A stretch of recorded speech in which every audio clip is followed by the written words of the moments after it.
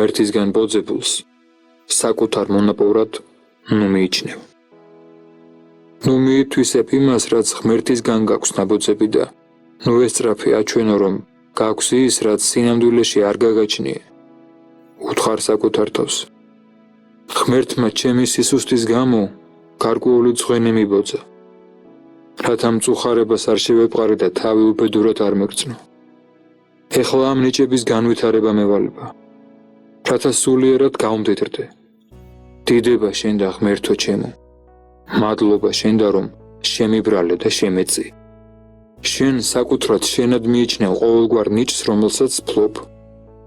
მაგრამ ნამდვილად კი შენ გეკუთვნის ისინი. რა გაქვს, რომელი არა მიგიღები ის. აი სად არის საჭირო ტვინის განძრევა, რათა მიხვდე, რომ ყოველი საბუძვარი ღვთისგან გაქვს. გვახსოვდეს, საკმარისია ღვთის მადლმა დაგვტოვოს, რომ აღარაფრის გაკეთება აღარ შეგვიძლია. ყველაფერი უბრალოდაა მოწყობილი. დავუშვათ, რომ ვინმეს გარკვეული ნიჭი აქვს და ამით ამპარტავნებს.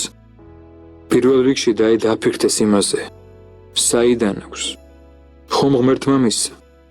თავად მან რა გააკეთა? არაფერი. მაგალითად, ვიღაცას მეტი ჭკუა მისცა ღმერთმა და მას შეუძლია წამოიწყოს საკუთარი საქმე და შეძლებულად იცხოვროს. რა აქვს მას საამაყო ამგვარი წარმატებით? საკმარისია ღმერთმა განაშოროს თავისი მადლი, მაშინვე ვალებში ჩავარდება და ციხეში მოხვდება.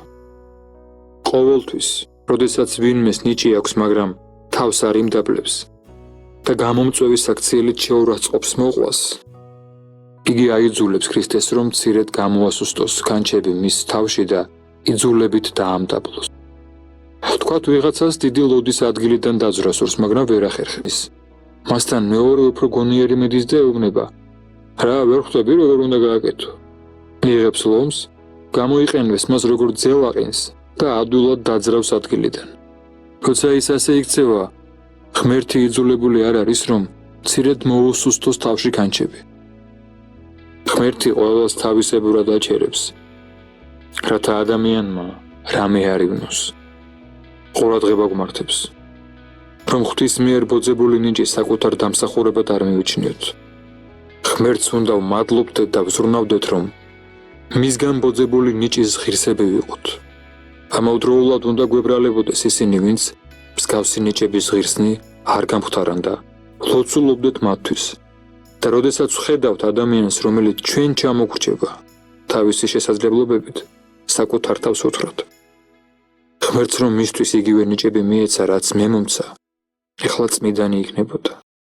მე არა მხოლოდ არ განმოვითარე ღვთისგან ბოძებული შესაძლებლობები, არამედ ვატყუებ კიდეც ღმერთს, როდესაც ვითვისებ უნარს მისგან რომ მომეცა.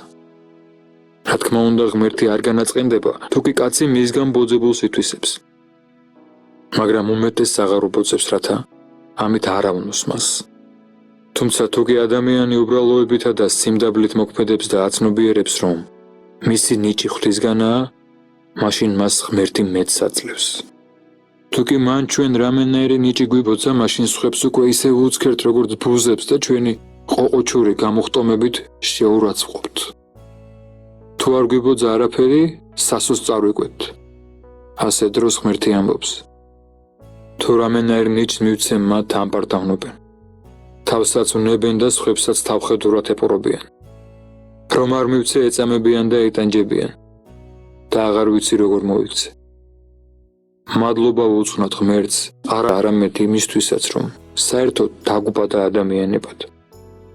ის ხომ თავისი სახლის ბატონია და შეეძლოს შევექმენით გველებადაც, მორიელებადაც, ჯორებადაც და ვირებადაც. ამიტომ თქვათ, ღმერთს შეეძლო ჯორად გავეჩინე. მოუხვედრილი ყავი ცუდ ბატონთან. 150 კილოგრამ ტვირთს რომ ამკიდებდა და მცემდა კიდეც. მაგრამ ღმერთმა ეს არ ქნა. მას შეეძლო გავეჩინე გველად ან მორიელად, მაგრამ არ გამაჩინა. მას შეეძლო გავეჩინე ყუთ, ღორად, ბაყაყად, ყოღოდ, ბუზად და ასე შემდეგ, მაგრამ ეს არ ქნა. მას რად გამაჩინა? ადამიანად. მაგრამ განა მე ვიქცევი ბოძებული ნიჭის შესაბამისად. არა. თუ ადამიანი ამგვარად არ განსჯის, მაშინ იგი თუმცა კაცთა თვალში მართალივით იქცევა, ყველაზე მატყუარა ადამიანია ამ ქვეყნად. რადგანაც იგი ადამიანებს კი არ ატყუებს, ღმერთს, ვინც ესოდენ ნიჭი მიმატლა. მაგრამ თუ კი კაცი სწორად სჭის, ამ შემთხვევაში მაშინაც კი სულიერ მწვერვალებს რომ მიაღწევს და ყოველდღიურად 1000 სასწაულს აღასრულებს. სრახვები მას არ ეტყვიან, რომ რაიმე განსაკუთრებულს აკეთებს, რადგანაც ყოველივეს ღმერთს მიაწერს და თავად მხოლოდ იმას ცდილობს, რომ ღირსი იყოს ყოველივესი, ღვთისაგან ბოძებულისა.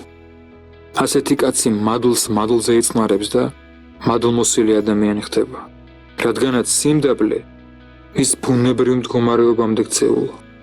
და თუ კი იგი ყოველივეს ღმერთს მიუძღვნის და ღმერთის მადლმოსილი მონა გახდება, მაშინ მომავალ ცხოვრებაში მოისმენს. კეთილმონაო სახეერო და სარწმუნო, მცირეცა ზედა სარწმუნო იქმენ, მრავალსა ზედა დაგადგინო შენ.